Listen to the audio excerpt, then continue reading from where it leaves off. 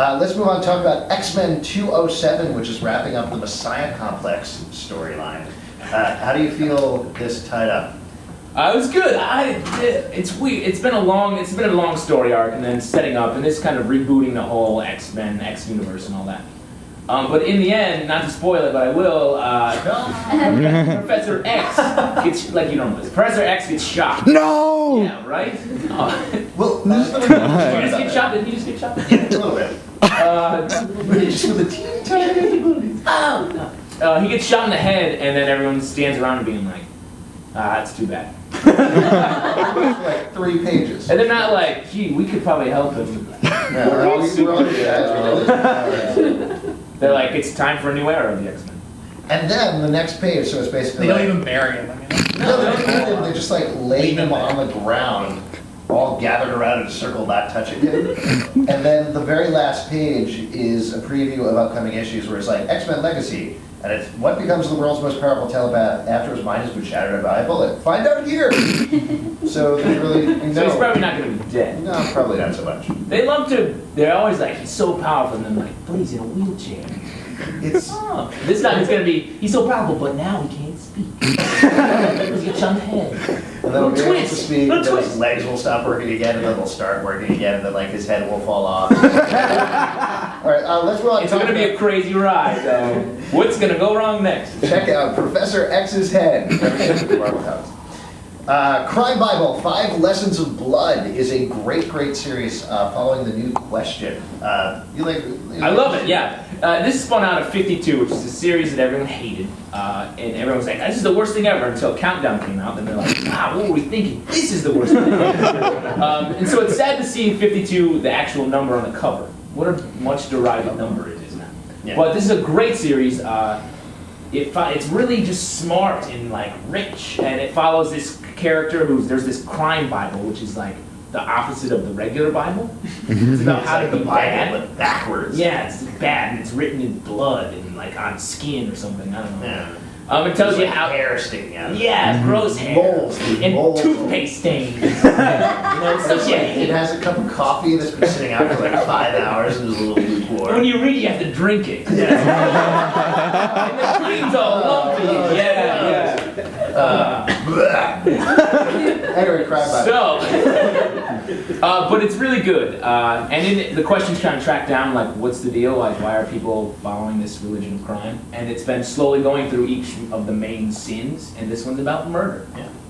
It's great. I think the thing that I really like about what Greg Ruck is doing with the series is that each issue works on its own, even if you're not reading the whole series. Yeah. At the same time, if you're reading the whole series, it builds together really nicely. So. Sadly, there's only one more issue, and I don't know if the sales have been good on this or not, but I'm hoping it keeps going in some way. We'll see. Let's move on and talk about The Ultimates 3, #2 by Jeff Loeb.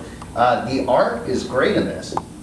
That's a nice way to give a compliment. Thank you. Yeah, the art's fantastic. Joe Madura, who was a big deal back in kind of the mid-90s, he used to do X-Men, and now he's been kind of sleeping for several years. I don't know. He's like the Rip Van Winkle. Yeah, he wakes up, what should I do today? Shaves his beard. Yeah. Cartoon beard. We're so alike. But the writing sucks on this. Yeah. What do you guys know about what do you think about the Ultimate Universe in general? I only just got caught up with the Millar stuff, which blew my mind. I read some of the early stuff and finally picked up the trades and loved it. But I've been too busy writing, so I haven't caught up yet. So what he said. Nice, cool. You know what they say, those who can't read, write. and those who can't write. Host a comic book show. Host a comic book show. It's actually, that's the biggest problem with this, I think, is that it's following up Mark Millar's stuff, which I think it would suck on its own. I'm not afraid to say bad is bad and this is bad. It's just every single issue of Mark Millar's run was ridiculous, over the top. Every single issue was built around some sort of crazy set piece that you've never really seen before. And this is one, I think it's like 5 issues, 6 issues, something like that. It's one mystery that's over the course of a couple of issues, so nothing really happens at any point. Yeah. There's some fighting, there's some sex. Yeah, I don't know. It's just, it's I boring. normally I like that stuff, but in this, the way it's like a Wildcats, like a badly done Wildcats arc, and I don't know. Were there a lot of well done Wildcats? Well, I didn't read one. there were a couple. Okay, that was actually an honest question. I know you were like zinging me. Yeah, I was zinging you, but also asking an honest question. Oh man, how do you do it? You love and hate at the same time. Speaking of loving and hating at the same time, that's a perfect segue into Teen Titans. I just give you love. I just You're love. like, whoop, and I'm like, Yeah. Was that basketball or what? I don't play sports. I don't play sports. It was like a slap fight. I love Teen Titans, and I really like Sean McKeever's writing, pretty much across the board.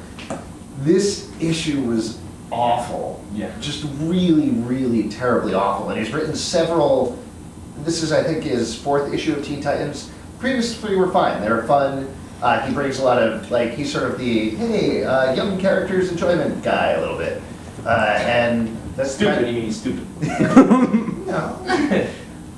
Yeah. No, I don't. I actually really usually like what he writes. And in this, the dialogue is horrifyingly bad. Oh, yes.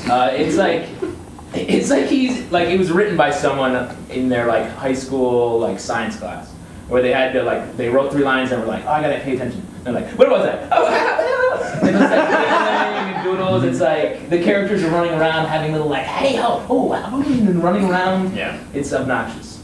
And I mean, this is the issue that I was talking about, whereas Lupio being like, "Ay, Dios mío," all the time, running around. That's another thing that bothers me is it seems like he doesn't use what the characters stand for in their own books. He just kind of writes them how he wants, and it makes it real herky-jerky. Yeah, the other thing about this issue, as you can see from the cover, Robin and Wonder Girl have been kind of hooking up a little bit and going on dates. They're making out behind you. Oh, yeah. She's crying. You can't see it, but she's crying because Superboy, dead Superboy, is in between them. I don't know. Well, okay, why can't they just? Maybe you guys can answer this a little bit. Sure. But why? Have you ever made out over a dead body? Can we answer that? Not the two of you. Oh, no, man. I love that you had to think about it. You had to think about Then it. the answer is no. No to which part? No, us. We didn't make out okay. for it. You can't make out. See. Over that. Yeah. Okay, cool. There's 2 parts to that question. Yeah. I mean, this is kind of a silly question, even, or a silly point to make, because I kind of know the answer, but why do they feel it necessary? Let us behind the curtain, but, Alex. and I'm not even going to ask. No, I'm going to ask. Constantly they set up like new relationships in comics just to break them up 3 issues later when absolutely has nothing happened between the initial hookup and the breakup. What's all this makeup breakup? Well, you know what I mean, though? I mean, there's no development of the relationship most of the time. Yeah, well, You have to read between the lines. I blame this. was it fixed up? Wow. I think it's just like, it's kind of an easy way to be like, I want this character to be sad in a couple months. Why don't they start dating each other and then they'll be sad? Yeah. Well, the problem is that when people are getting along in a relationship, that's not dramatic. That's fairly boring. You know, drama is about conflict. So people are, I want to get with you, but I can't. And now I'm with you. When I'm with you, who cares? I want to get back together again, or rather get split apart again. So I think maybe that's though maybe it should take longer for issues. I don't know. Yeah. I wasn't there. Maybe there's problems with Dead Superboy. Maybe Dead Superboy is still leaving messages on her cell. I don't know. Well, that'd be creepy. It's a plot of P.S. I Love You. Yeah. Anybody? Are there a lot of movies coming out now about cell phones? Or One Missed Call. Stuff like Yeah, that. untraceable. I'm like, really? Are cell phones like, the writers are like, guys, don't You know you what it see? is? Everyone has a cell phone now, so they're going to want to watch a movie. You know, like things like Untraceable, it's like, the internet is scary and bad. That's pretty much as far as they It's some guy like since 1991. It's like I've been trying to get my script Untraceable produced, and finally, 2008 is coming out. I like the idea that someone had a script about a house phone, like a landline, and they were like, oh, just make it cell phones now, and we'll sell. And then it did. I'd like to see a horror movie about Wikipedia where it's like, you check and it's like, this is how I died. And it was like, oh no, wait, I didn't edit it that way.